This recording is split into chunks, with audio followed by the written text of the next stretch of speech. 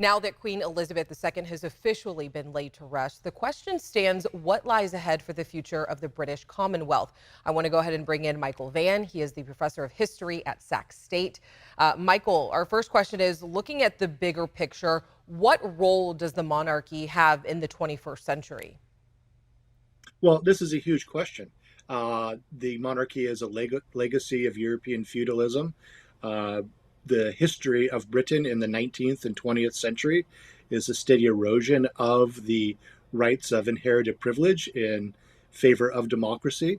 Yet we have these vestiges of the old feudal order, like the monarchy and like the aristocracy, still around. And the monarch doesn't exercise any real power. It's a symbolic institution that, in many ways, is looking for a purpose.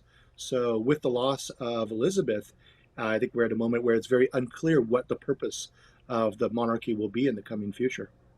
And several countries have already expressed that they are ready to separate from the crown. Is the Commonwealth in danger of breaking up even more? I would say so. I would say so. Um, the previous monarch, Queen Elizabeth II, had a certain degree of charisma and was able to hold together and, well, really invent and hold together this institution of the Commonwealth. And I think without her diplomatic skills and, again, charisma and also the sense of tradition of several decades of her as monarch, the central linchpin of the Commonwealth may be removed. And I think we are likely to see independent nation states spin off from the Commonwealth.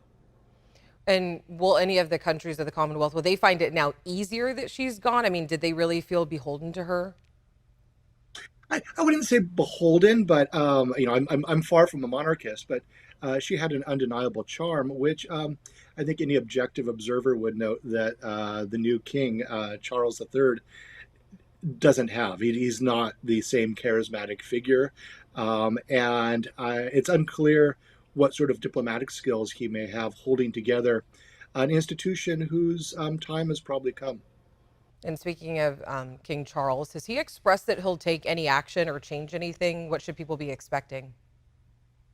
Well, that's interesting because a few months ago he did issue a sort of apology for the legacy of Britain's role in slavery and in colonialism, but it was rather vague, and it was unclear exactly what he was apologizing for.